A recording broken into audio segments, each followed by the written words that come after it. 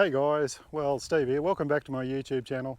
I've got another clip today and it's on a product that I've reviewed before. It's a product that I use. It's my 30-second awning, but I have a competitor here, one to show you. We're going to compare the two, give you a look at them, but we'll get that intro out of the road. So while it's playing, don't forget to like and subscribe. That's what I put it up there for. And thanks for your support, and we'll see you after the intro. Cheers.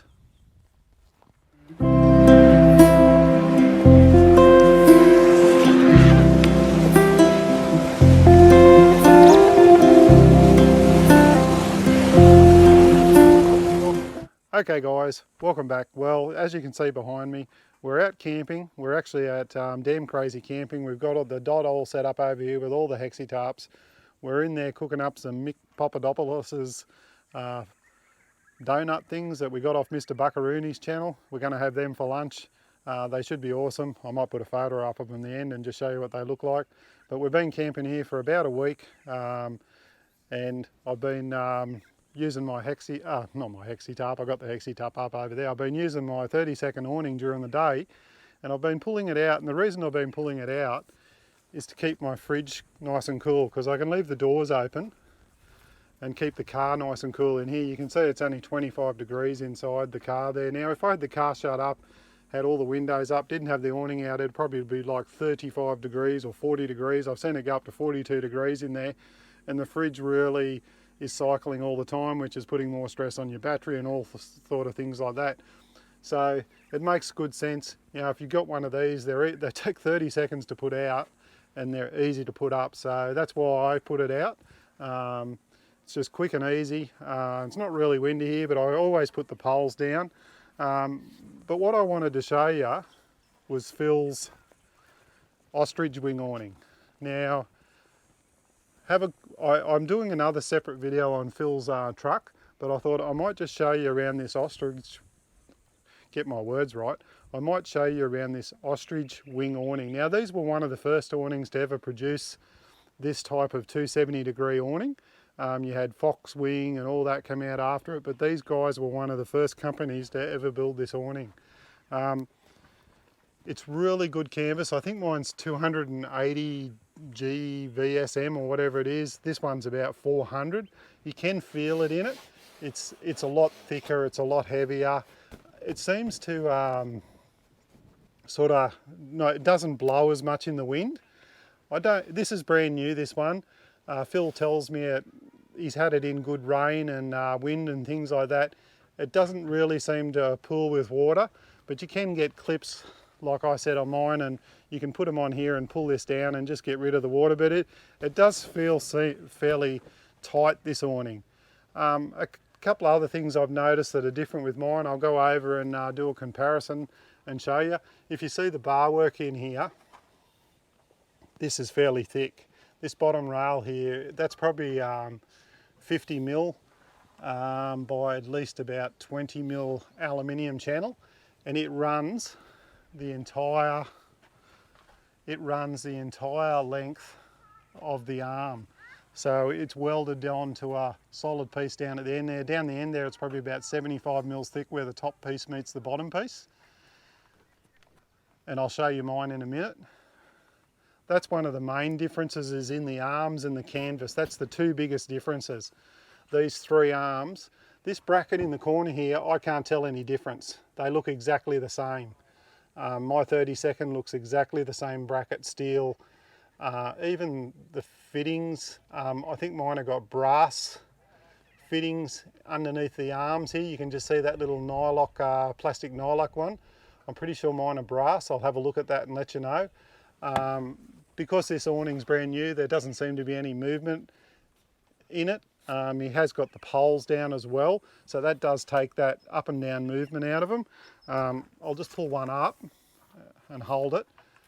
So you can see, like, it does move up and down a little bit, but there's actually no movement up in the corner bracket there in the fittings.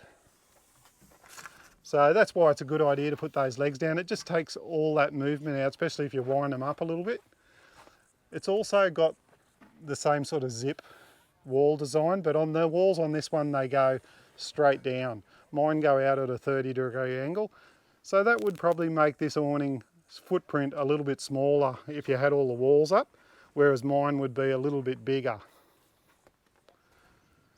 Another great feature that Phil's put on this awning, he's got rid of the cord that ties the awning down. They all come with this cord to tie them back to the side of your tent. He wanted to get rid of that.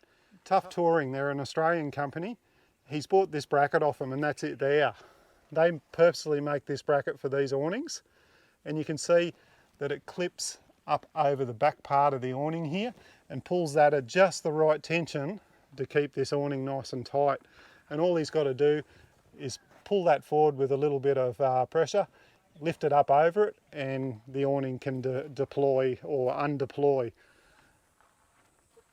The sealing around all the seams on here is still really good. As you know, on mine it's all fallen off, but my awning is about 6 years old. I'll be interesting to see how this one goes. You can see up in the corner here, it is coming off a little bit up in the corners there. Like there's a few little pieces there where it's lifting a fraction. So whether it does the same thing over time, who knows?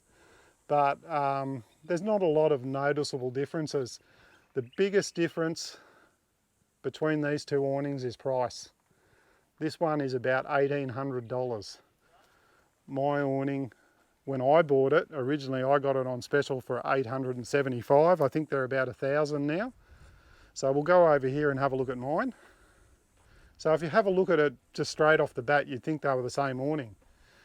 My canvas is a little bit thinner, and of course mine's a little bit older. It is sagging a little bit. It does occasionally, if we get really, really heavy rain, I'll get a bit of pooling just here, but I pull these down.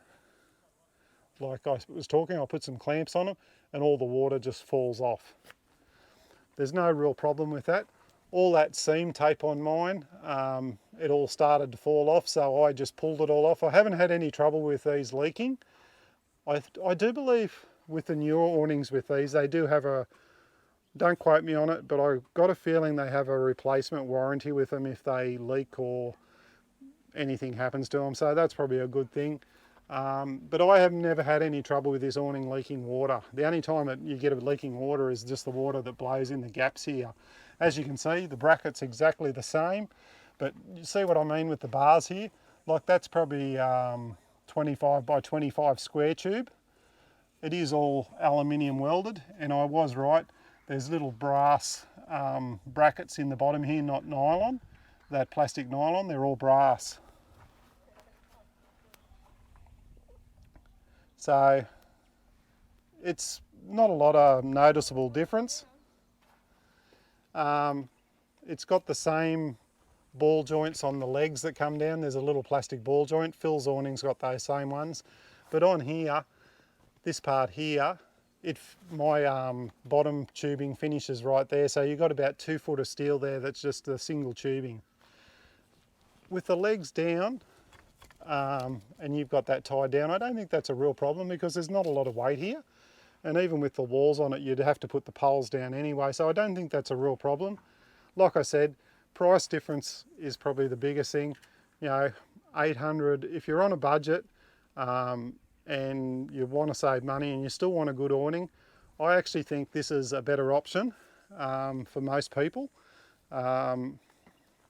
It served me well. It's been on the camper trailer. I've had it on this vehicle. It's done a lot of miles. We've been to Alice Springs, Ayers Rock. We've been all over the place. It's done thousands of kilometres, been up hundreds of times, and it's still, none of the canvas is wearing or torn or anything like that. So for $1,000, if you want to pay another $850 and get that one, and you got the money, yeah, go for that one for sure. But I like this one. I'm happy with it. Would I change it? No, I wouldn't. I would buy this one all the time. So that's my thoughts. I don't know what yours are.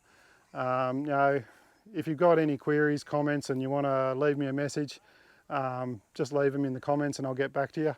Like always, thanks for watching. Don't forget to like and subscribe, and I'll see you on the next one. Cheers.